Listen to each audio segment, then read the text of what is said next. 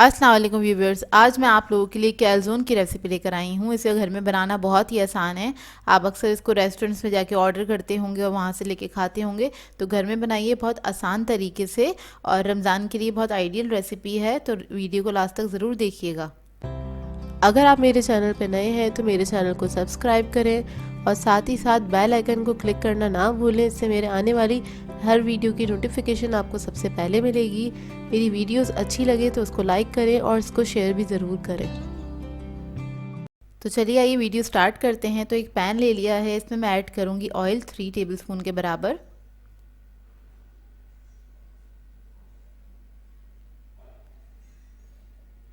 फिर मैं इसमें ऐड करूँगी लहसुन का पेस्ट 1 टीस्पून। इसको हल्का सा फ्राई कर लेंगे।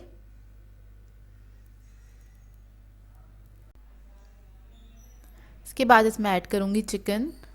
बोनलेस चिकन लिए है 200 ग्राम, 1 कप के बराबर है। ये छोटे छोटे पीसेस में कट कर लिया है। इसको इतना फ्राई करेंगे कि इसका कलर चेंज हो जाए। तो ये देखिए फ्राई हो गई है अच्छे से।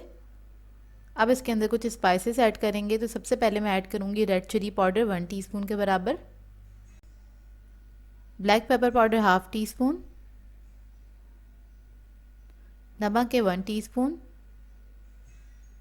इसको मिक्स कर लेंगे अच्छी तरीके से।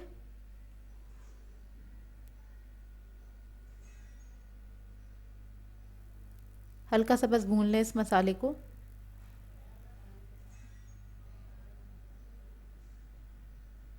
फिर मैं इसमें ऐड करूँगी चिली सॉस 1 टेबलस्पून के बराबर, सोया सॉस ऐड करूँगी 2 टेबलस्पून,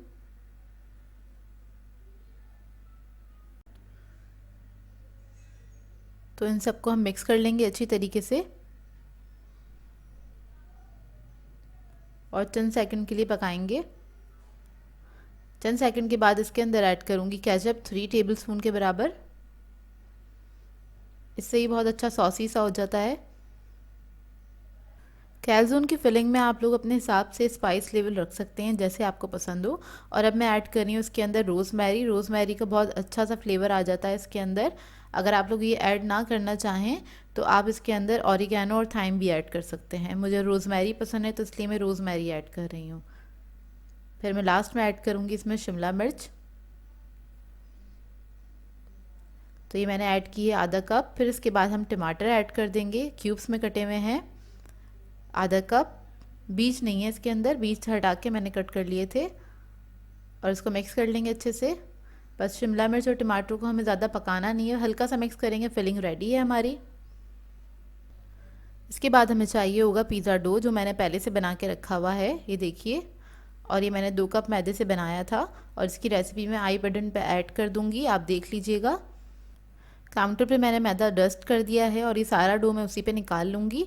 इसको हल्का सा हम नीट कर लेंगे ताकि इसके अंदर जो एयर बबल्स हैं वो सारे स्मूथ हो जाएं, सब निकल जाएं। इसको हल्का सा हमें नीट करना है, अच्छी तरीके से बस नीट कर लेंगे। तो डो हमारा नीट हो गया है और अब इसको मैं 4 हिस्सों में डिवाइड कर दूँगी। अच्छा, साइज़ आपके ऊपर डिपेंड करता है, आप इससे 2 कैलज़ोन्स भी बना सकते हैं। मैं 4 बना रही हूँ। 4 भी काफ़ी बड़े साइज़ के हो जाते हैं। तो देखिए इसको मैंने डिवाइड कर लिया है।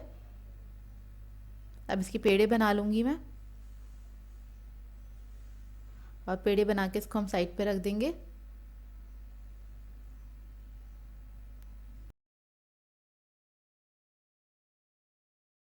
सारे पेड़े बना लिए हैं और अब एक काउंटर पे हम मैदा डस्ट करेंगे। एक पेड़ा ले लेंगे और उसको बेलना स्टार्ट करेंगे। बहुत पतला नहीं बेलना है और ना ही बहुत मोटा होना चाहिए। जिस तरह हम पराठे बेलते हैं उससे हल्का सा मोटा होगा। मैं आपको अभी दिखाऊंगी कितना इसको पतला करना है आपने, बहुत ज़्यादा पतला नहीं करना है। तो ये देखिए कितना पतला करना है, इतना ही रखिएगा, इससे ज़्यादा नहीं रखिएगा। अब इसके अंदर हम फिलिंग कर देंगे। तो ये जो हमने फिलिंग बनाई थी इसके अंदर हम ऐड कर देंगे।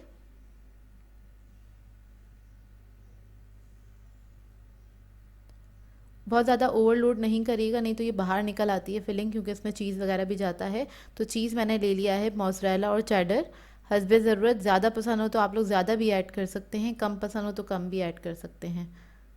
तो मैंने तकरीबन 1 कप लिया है इन चारों के लिए और इसको हम इस तरह से सील कर देंगे। तो देखिए इसके किनारे हम बराबर करेंगे, उसके बाद फोक की मदद से इसको सील कर देंगे इस तरह से। ओवन मैंने प्रीहीट करने रख दिया था 10 मिनट पहले 180 डिग्री पे, और इसको हम बेक करेंगे 180 डिग्री पे तकरीबन 20 से 25 मिनट तक। और मैंने एक बेकिंग ट्रे ले ली है, उसको मैंने पहले से ग्रीस कर दिया था और इसके अंदर इसको हम सेट कर लेंगे इस तरह से। अब इसी तरह से मैं सारे बना लूँगी। इसके बाद हमें एग ब्रश करना है इसके ऊपर अच्छे से। एग ब्रश करेंगे और इसको रख देंगे हम 20 से 25 मिनट के लिए बेक करने के लिए। इसको आप पतीले में भी बना सकते हैं, उसकी टाइमिंग मैं मेंशन कर दूंगी।